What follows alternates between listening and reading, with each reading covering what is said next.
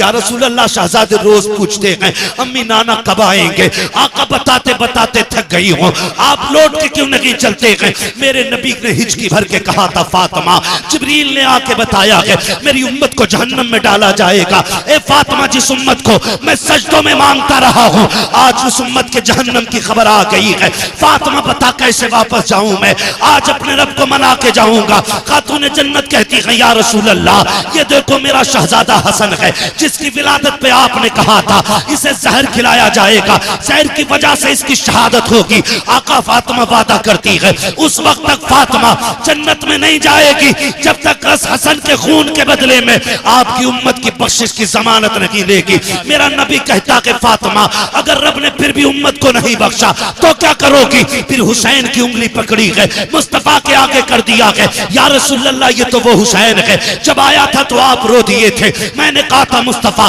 बेटा आया गया आंसू क्यों आ गए, तब आपने कहा था फातिमा मुझे जिब्रील ने बताया है मेरे हुसैन को करबला में शहीद कर दिया जाएगा, 3 दिन का प्यासा शहीद किया जाएगा। आका फातिमा वादा करती है अपने हुसैन का लहू आलूद कुर्ता लेकर के रब की बारगाह में जब जाकर के अपने बेटे का मुकदमा पेश करेगी, उस मुकदमे के बदले में उस वक्त तक फातिमा राजी नहीं होगी जब तक उम्मत का एक एक शख्स नहीं बख्शा जाएगा। आका कहते फातिमा अगर फिर भी उम्मत न बख्शी गई तब क्या होगा, इतना सुनना था। खातून जन्नत कहती है या रसूल अल्लाह अब अगर ये बात है तो चलें सजदा करें, आप भी सजदा करें। फातिमा भी सजदा कर रही है या रसूल अल्लाह मैं उस वक्त तक सर नहीं उठाऊंगी जब तक उम्मत की बख्शिश का परवाना न किया जाएगा। अभी इतना कहा है, इतने में जिब्रील आ जाते हैं, महबूब रब का सलाम लाया हो। रब ने कहा है मुस्तफा दरवाजे पे बेटी आ गई है, बेटियां खाली नहीं लुटाई जाती हैं, पैगंबर फातिमा को खाली ना लौटा। रब ने इसकी जबान कबूल कर ली है। ए मुस्तफा हम वादा करते हैं मैदान कयामत होगा, हुकूमत हमारी होगी, मंशा तेरी होगी। ए महबूब तू कहता जाएगा तेरी मर्जी से मैं जन्नत देता जाऊं। नारे तकबीर, नारे रिसालत, पैगामे मजहब इस्लाम, इस्लाहे माशरा कॉन्फ्रेंस, मसलके आला हजरत फैजाने औलिया इकराम हजरत अल्लामा मुफ्ती हम्माद रजा मुरादाबादी। आज हम इस मकाम पे खड़े हैं और याद रखिएगा हम जानते हैं पूरा हाल क्या है, आप फैसला नहीं कर पाएंगे, उलमा जानते आज उम्मत की क़यादत करने वाला कोई नहीं है। आज हम जिस जगह पे खड़े आज कोई हमारे जख्म पे पट्टी वक्त करने वाला कोई नहीं, आज क़यादत के नाम पे हमारे लिए उंगली कटाने वाला कोई नहीं। वो दौर और था जो हुसैन पूरी उम्मत के लिए निकल गए थे। और मैं तो कभी कभी सोचता हूँ लोग हज के लिए जा रहे हैं, लोगों ने कहा बड़े हज पे जा रहे हैं, बड़े हज पे जा रहे हैं। फिर मुझे ख्याल आया, मैंने कहा ठीक है अल्लाह ने हज फर्ज किया, मैं इसकी तौहीन नहीं करता, जिस पे फर्ज है वो फर्ज हज अदा करे, ये अपनी जगह। लेकिन मुझे याद है कि इन्हीं हजों के दिनों में ना दुनिया हज करने मक्का आ रही थी और मेरा हुसैन मक्का छोड़ के करबला जा रहा था। किसी ने पूछा था सब हज करने आ रहे हैं और आप काबा छोड़ के जा रहे हैं? आपने फरमाया था ये अपनी जन्नत बचाने आ रहे हैं, मैं हुजूर की उम्मत बचाने जा रहा हूं।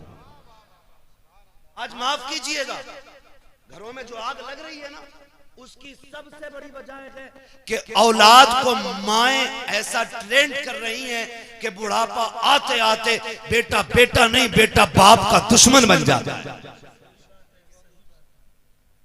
पता क्या कह रही हैं? ये कहती है माएं तुझे क्या पता लल्ला तेरे बाप ने कितने धक्के दिए मुझे, तुझे क्या पता कितने मुश्किल में वक्त काटा मैंने तेरे बाप के साथ। और याद रखिएगा बच्चों की तबीयत मां की तरफ ज्यादा माइल होती है क्योंकि मां का साथ बच्चे को ज्यादा मिलता है। बाप तो पूरी जिंदगी कमाने में निकाल देता है, लेकिन वो कहती है लल्ला तुझे क्या पता कितने धक्के उठाए हैं, तुझे क्या पता कितनी गालियां तेरे बाप ने बोली हैं, तुझे नहीं पता तेरा बाप मुझे कपड़े नहीं बनाता था, बेटे मैं फटे कपड़े सिल के पहना करती थी, इससे बेटों की जिंदगी में जहर घोला जाता है, बेटे को बाप के खिलाफ खड़ा किया जा रहा है। तवज्जो सारे लोगों की, अल्लाह का करम है हज का वक्त भी है और तज़किरा भी बरकत वाला मिसाल के तौर पे आ ही गया। तवज्जो है सारे लोगों की? कहा फिर ले जाओ का यही हुक्म है, छोड़ा चले गए। जब गए क्या लगता है दर्द नहीं था? तड़प नहीं थी? रोते हुए पलटे थे अल्लाह के खलील। मैं कभी कभी सोचता हूं जवान कह देता मेरे बाप को मुझसे प्यार नहीं है। कहा क्यों? कहा मेरे लिए मां रोती है, कभी बाप नहीं रोता है। तो सुने, बाप बाप होता है, मिजाज उसका सख्त होता है। ये नहीं कि तुझसे प्यार नहीं है, वो जल्दी रोता नहीं है, वो जल्दी रोता नहीं है। और अगर रोता भी है ना तो फिर छुप के रोता है। कभी खेत में जाएगा रोने के लिए, कभी कमरा बंद करके रोएगा। वो सबके सामने नहीं रोता, क्यों? वो जानता अगर मैं टूटा तो मेरा परिवार टूट जाएगा। वो एक मजबूत सुतून होता है। अगर यकीन आपको ना हो ना, कभी तजर्बा करना। जब तुम शहर से आने में देर कर जाते हो तो ये मत सोचना कि माई रो रही थी। नींद बाप को भी बिस्तर पे नहीं आती है। मैंने सर्दियों की रात अपने इन्हीं रोडों पे, मुरादाबाद और पीपलसाना और ये अपने इलाके के रोडों पे, मैंने बूढ़े बापों को चादर में लिपट के लाठी लेकर के रोडों पे खड़े देखा। ख्याल आया रोके गाड़ी, शायद कोई जाने वाला होगा, मुसाफिर होगा। कहाँ जाना है चाचा? कहा कहीं नहीं। कहा फिर क्यों खड़े हो? कहा बेटा काम पे गया था, अभी तक नहीं आया। मैं पूछना चाहता हूं, अगर प्यार नहीं होता तो सर्दी में बिस्तर छोड़ के रोड पे आके क्यों खड़ा हो गया? ये आप कैसे कह देते हो मेरे बाप को मुझसे प्यार नहीं है? आप कैसे कह सकते हो प्यार नहीं है? अगर प्यार ना होता ना तो ये मई जून की गर्मियों में अपने खून और पसीने को जला करके तेरे शौक पूरे नहीं करता। आज गाड़ियों के पीछे लिख देते हैं मेरी माँ की दुआ। जिस गाड़ी को देखो खून खोलता देख करके माँ की दुआ, माँ, क्योंकि ये बिन बाप के पैदा हुआ था। भाई 4 मंजिल मकान बना दिया, कह रहा माँ की दुआ है। अब्बा उसको देखेगा तो दर्द नहीं होगा? वो कहेगा ओवर टाइम ड्यूटी करके फीस मैंने भरी, इसके कोर्स मैंने दिलाए, अपने तन पे नहीं पहना, इसे ड्रेस दिलाई। आज जेब पे कलम लग गए, जेब में पैसा आ गया, आज ये कहता ये मां की दुआ है। क्या मुंह कयामत में दिखाओगे अल्लाह को यार? उसकी कुर्बानियों का मोल क्या लगाया? वो जो सर्दी में साइकिल से जाते हुए एक्सीडेंट से मर गया वो बाप था। वो जो लाइन जोड़ते हुए खंबे पे मरा वो भी बाप था। जो बारिश में मजदूरी करते हुए बिजली गिरी मर गया वो भी बाप था। जो काम करते करते तीसरी मंजिल पे पहाड़ से गिर के मरा वो भी बाप था। जो एसी फिट करते करते शहर में गया था वहां से गिर के मर गया वो भी बाप था। और सुन, जिसने सऊदी में 10 साल काट दिए वो भी बाप है। जिसने 15 साल पलट करके अपना वतन नहीं देखा वो भी बाप है। आप कहते हो बाप प्यार नहीं करता, मैं कहता हूं खुदा की कसम अगर बाप प्यार न करता तो आज तू एसी में ना बैठता, आज तेरी जेब पे कलम ना होता, आज तेरे कंधे पे स्टार ना होते। अगर उसने प्यार न किया होता आज माशरे में तेरा वकार ना होता। अगर उसने प्यार न किया होता तो आज सोसाइटी में तेरी इज्जत ना होती। अगर उसने प्यार न किया होता तो आज तू इज्जत वाला नहीं होता। खुदा की कसम मैं इतनी बड़ी जिम्मेदारी से कहता हूं, अगर आधार कार्ड से इसी बाप का नाम निकाल दो तो माशरे में कोई तुझे करवट में नहीं बैठाएगा। अगर तेरा बाप ना हो, अगर बिन बाप का तू है तो कोई इज्जत नहीं देगा। खुदा की कसम यहाँ भी बाप काम आता है और आखिरत में भी बाप की इज्जत मोहब्बतें काम आए। वाह वाह, नारे तकबीर, नारे रिसालत, बस लगे आला हजरत अस्मते वालिदैन हजरत अल्लामा मुफ्ती हम्माद रज़ा शाही किबला जिंदाबाद जिंदाबाद। कभी मत कहना यार, कभी मत कहना, बाप को कभी मत कहना, बड़ा पक्का होता है ये रोता नहीं है। सूरज देखा है? देखा सूरज कैसा होता है? क्यों? क्योंकि गर्म होता है। चांद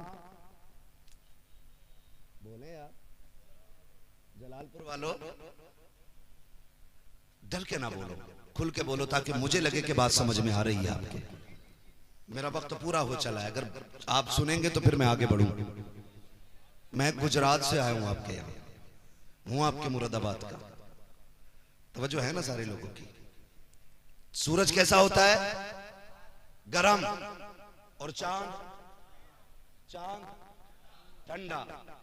धूप इतनी तेज होती है अगर 5 मिनट आज मई जून की गर्मी में किसी को खड़ा कर दो ना तो अजी खड़ा तो क्या, जनाजे में भी जाते हैं फिर भी दीवारें ढूंढते हैं। हाँ, रुमाल पड़ा सर पे, कह रहा जल्दी दफन करो, जल्दी करो, जल्दी करो। ये कंडीशन कौन टिक पाता है उसके सामने। मगर एक बात बताऊं, अगर ये निकलना बंद हो जाए तो फिर अंधेरा हो जाता है। इसी तरह बाप मिजाज में गर्म होता है, लेकिन अगर चला जाए तो जिंदगी में अंधेरा हो जाता है। जिंदगी में अंधेरा हो जाता है। अगर आपको कदर मालूम ना हो ना तो उनसे पूछो जिनका बाप नहीं है। और बड़ी बात बताऊं जो मैंने अपनी जिंदगी में तजर्बा किया, किसी किताब में नहीं पढ़ा है, मैंने देखा, महसूस किया। मैंने देखा कि अगर जवान बेटा मर जाए तो लोग कहते बाप की कब्र टूट गई जब से बेटे का जनाजा उठाया। लेकिन आज तक किसी को ये कहते नहीं सुना कि जब से बाप गया है बेटे की कब्र टूट गई। जानते हो, बाप होना पता ही नहीं चलता जवानी कब आ गई, पता ही नहीं चलता। पूरे दिन लूडो में लगाए पड़ा। हमारी कौम की कंडीशन ये, सारे अंगूठा छाप, साइन करेगा कहना अंगूठा लगाऊंगा, और 6 घंटे लूडो खेल लिया बिना हटे। 6 घंटे बैठे पैसे लगा रहे हैं, जुआ चल रहा है ना। जमीनें बिक गई। ओ भाई जुए से निकलो, जुए से निकलो। हमारे इलाके में IAS IPS कितने है, कोई हिसाब? एक है ना। और जुआरी कितने? ये कंडीशन। वजह इसकी क्या है कि हमारे पास दौलत है, हम उसका नाजायज फायदा उठा रहे हैं। नौजवानों, अल्लाह की दी हुई रोजी की कदर करो। हुजूर ने फरमाया रिज्क की इज्जत करना। अगर ये रूठ गया ना रिज्क, तो एड़ी रगड़ के मर जाओगे, एक लुकमा नहीं खा सकते हो। इसकी इज्जत करना। आपके पास पैसा है ना तो जुए में क्यों लगा रहे हो? आपके पास दौलत है ना तो बर्बाद क्यों कर रहे हो? आप अगर अमीर हैं तो मैं, कमेटी वाले लोग बैठे हैं, कितने लोग हैं कमेटी वाले? हाँ माशाल्लाह, खड़े हो जाएंगे आप लोग अगर तकलीफ ना हो तो खड़े हो जाए। हाँ, जो कमेटी वाले बस वो खड़े हो जाए, मैं थोड़ी सी बात कर लूं।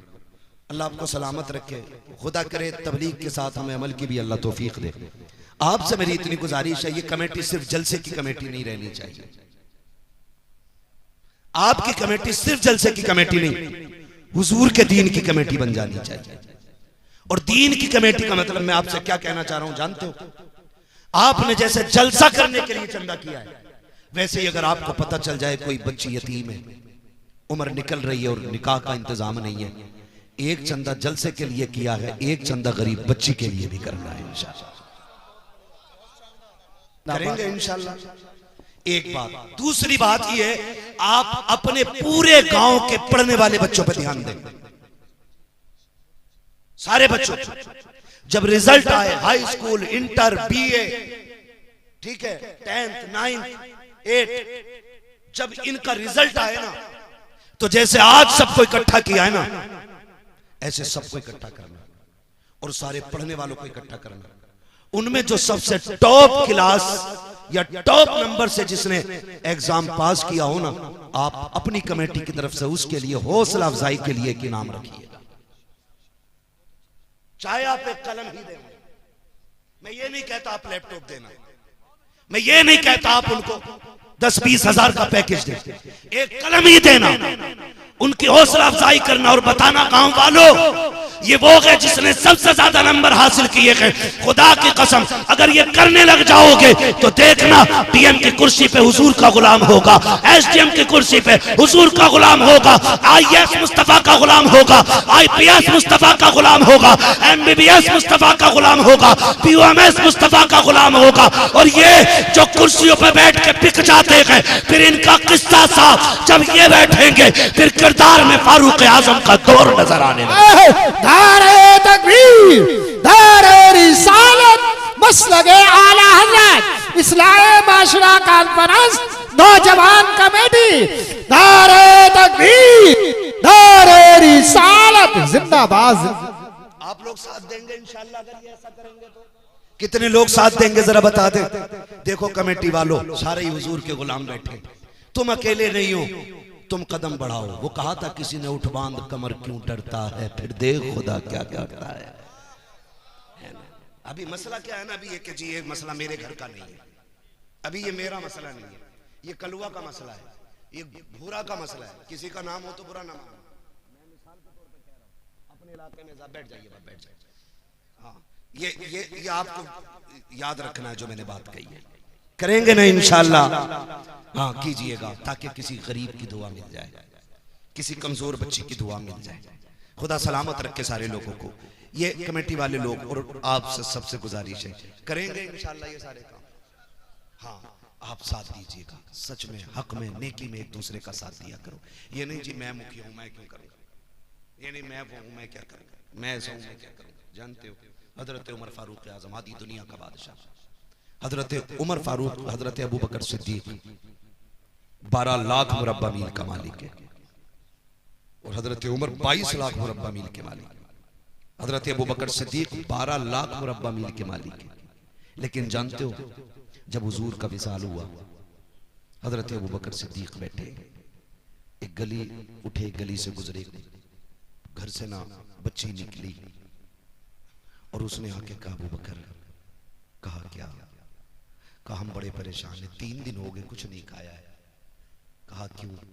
कहा जब हुजूर थे ना तो हमारे घर की बकरियों का दूध निकाल देते थे, जब से हुजूर गए हैं ना कोई हमारी बकरियों का दूध निकालने वाला नहीं, बच्चे छोटे हैं, और हमारे घर में जो खातून है वो बूढ़ी है। अबू बकर सिद्दीक ने कान में कहा किसी से न बताना, रोज मैं आ जाया करूंगा। 12 लाख मुरब्बा मील का मालिक रोज जाके सुबह शाम बकरियों का दूध निकाल के उनको पिला के आता है। आज हम क्यों निकले जी, हम क्यों निकले जी? नहीं, आज फिलिस्तीन की कंडीशन ये है कि बच्चे प्यास से मर रहे हैं और हमारी कौम शराब में डूबी पड़ी है। आज वहां के बच्चे भूखे बर्तन देख के रो रहे हैं, और आज हमारे घर की बारातों में कई कई हजार का खाना कचड़े के ढेर पे फेंक दिया जाता है। मुझे एक उम्रा करने वाले ने बताया कि बहुत अच्छा लगा, बड़ा मजा आया उम्रे में, लेकिन एक गड़बड़ी मैंने देखी। क्या? का 10-10 हजार का खाना एक वक्त में फेंकता था। मैंने कहा मुबारक हो तुझे तेरे सफर, अगर हुजूर ने इतना पूछ लिया, मेरे शहर में 10 हजार का खाना फेंकने वाले फिलिस्तीन के बच्चे एक एक लुकमे को तरस रहे थे, अगर इस पैसे से उम्रा करने ना आता, ये पैसा फिलिस्तीन भेज देता, तो शायद वहां भूख की वजह से कोई मरने से बच जाता। आज उम्मत इस मकाम पे खड़ी है। माफ कीजिएगा, सोशल मीडिया देखेंगे सुनेंगे लोग, लेकिन मैं डंके की चोट पे कहता हूं, मुझे मेरी खान का बचाने का गम है, उम्मत का कोई गम किसी को नहीं है। किसी के मजार पे वक्फ बिल को लेकर के बिल्डोजर पहुंच जाता है तो चीख जाते हैं। जब किसी उम्मत के नौजवान को लिंचिंग में मारा जाता है तब कौन खानका ही निकल के आता है। आपकी खानका पे बिल्डोजर आए तो चाहते हो पूरी उम्मत निकल के आए, और जब उम्मत का किसी माँ का 18 साल का जवान सिर्फ इसलिए मार दिया जाता है कि उसने टोपी पहन रखी है, फिर तुम खानकाहों से क्यों नहीं निकलते हो? क्या इसका नाम पीरा मुरीदी है? क्या हमारे हाथ इसलिए थामे गए कि हमसे सिर्फ चंदे वसूल किए जाएं? हमें इसलिए मुरीद बनाया गया कि हमसे तुम्हारी टेके बनती रहें? हमने तुम्हें कायद इसलिए माना है, हमने तुम्हें पीर इसलिए माना है, हमने तुम्हें रहनुमा इसलिए माना है ताकि तुम हमारे दर्द को समझो। हम कहते हैं खुदा की कसम तुम एक बार आवाज दो, सर कटाने की तुम्हें जरूरत नहीं है, सर और कफन हम एक साथ लेके खुद निकलने के लिए तैयार है। इसलिए मैंने इन नौजवानों से कहा कोई नहीं आने वाला अभी, कोई तुम्हारी मदद के लिए नहीं उतरेगा, तुम्हें अपनी मदद खुद करनी पड़ेगी। अगर यहां गरीब होंगे तो अमीर भी तो होंगे ना, होंगे पैसे वाले भी।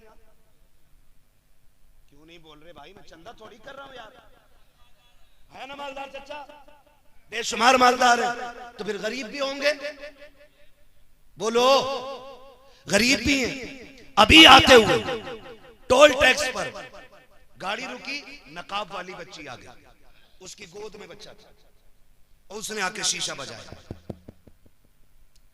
तो जो करना वो करना अलग चीज है, लेकिन देखते ही ख्याल आया मेरे कौम के अमीर हो, अगर तुमने ज़कात सही पे दे दी होती ना, सही वक्त पे, तो आज कोई बेटी रोड पे आके भीख नहीं मांगती। खाली ज़कात अगर निकाल दी होती तो हम ज़कात देने तैयार हैं, और देते भी हैं तो उन्हें जहां नाम हो, जहां ऐलान हो, कि फलां ने 3 लाख दिए हैं, फलां ने 4 लाख दिए हैं। सुन, तो 70 लाख दे दे ऐलान के लिए, और तेरे गरीब में बैठी बैठी अगर कोई यतीम बूढ़ी हो गई ना, तो कयामत में उसका हिसाब मुश्किल पड़ जाएगा। खेल नहीं है ये, मुश्किल काम है। याद रखिए, अल्लाह किसी से लेके आजमाता है और किसी को दे के आजमाता है। जिन पे नहीं है उन्हें हर हाल में सब्र करना है, और जिन पे है उन्हें शुक्र अदा करना है। शुक्र का मतलब ये नहीं है मुर्गे से खाली, बकरे से खाली, शुक्र अल्लाह तेरा, ये नहीं। शुक्र ये है अगर तूने मुर्गे से खाई है तो कम से कम पड़ोस के गरीब को तेरी मेहनत से, तेरी मोहब्बत से कम मुर्गे से खाना नसीब हो जाए।